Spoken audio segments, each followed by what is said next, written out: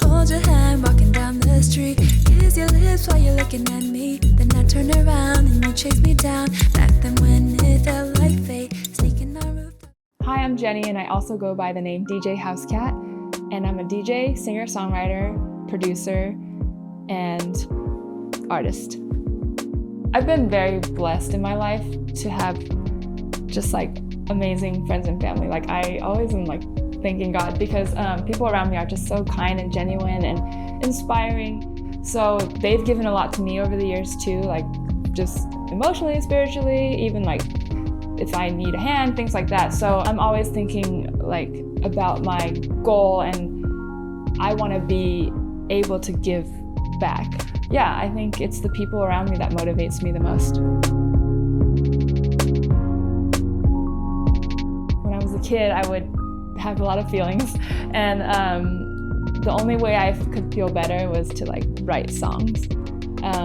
So that's how I kind of started, and then I used to dance as a kid, so then that kind of helped. It's weird, but I think as a kid it felt like there was like this energy in me, and then whenever I could feel like in my stomach or something, I would feel like, oh, it's there, I have to sit down and write a song because the song is there. It's like giving birth to a child. It's here, I gotta put it out now. And I just sit down and like it comes out. Yeah, so even though as a kid, the first feeling I think was towards songwriting, I wasn't very refined technically. You know, I didn't know chords, or I didn't know how to produce, and I grew up in the 90s, so we didn't have as much access to all the digital tools we have now. So I didn't really get into production as a kid. In high school, I took an AP music theory class, and that's when I started like learning how to write at the piano.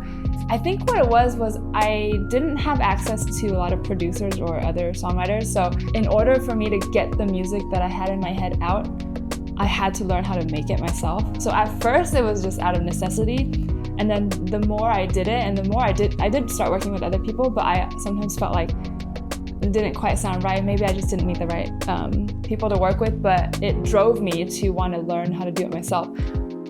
I could put out what's in my head. And then eventually I just really enjoyed it, and I love being able to play with sounds more than just lyrics, so yeah. I hate that I'm like this, I hate that I'm in my head, I can't get out of it. I can't just forget all of the memories, all that you were to me.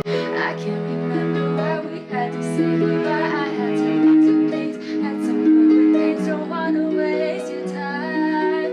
So I think that I just draw inspiration from where it's coming from. Like most of the time if I'm writing music, it's based on my life. Most of the songs I write are based in real life, like really personal. But occasionally, you know, if you have to write something for an assignment or something, like someone or for someone else, or I still try to draw in the truth maybe of their situation or whatever the case may be. I always try to put myself in the shoes of who it is. Even when we're talking about like not even writing music, but a mix, like as a DJ, if I'm doing weddings, I do a lot of like the cocktail hour mix or things like that, where it's kind of like, it's not what you would typically think of a DJ doing, but what I found over the years has really inspired me is like really to learn about the couple and like their love story and kind of like their music taste, and I try to just put myself in their shoes. When I'm recording these mixes, sometimes I'm like crying because I'm like, oh my God, it's so like beautiful. But it's really like, I try to connect with that, like the reality of it, and not just like, oh, it's just the typical songs or whatever. I try to connect with some kind of like love, or if it's heartbreak or whatever it is, I try to connect with that thread.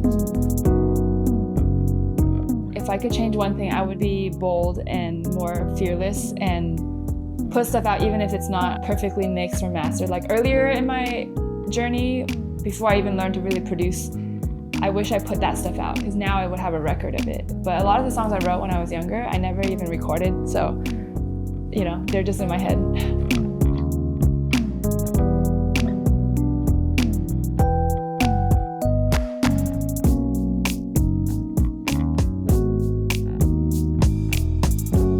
My favorite aspect of being a creative is the freedom on my soul and like my peace of mind, because I feel like when I'm able to express myself, all the like traumas and troubles and everything that happens like in my life, I feel like I can put it out, and then it's not that I'm suppressing it, because it gets out and it's still there, but I'm able to like release it in a way so that I can go to sleep like peaceful. I always feel peaceful, even if I'm going through something tough, like a heartbreak or something, and I write about it, there's like a sense of peace after I'm able to create something.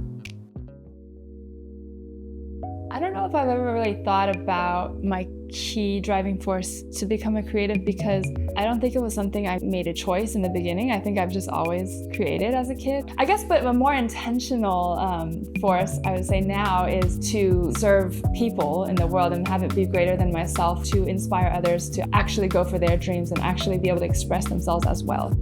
I got all I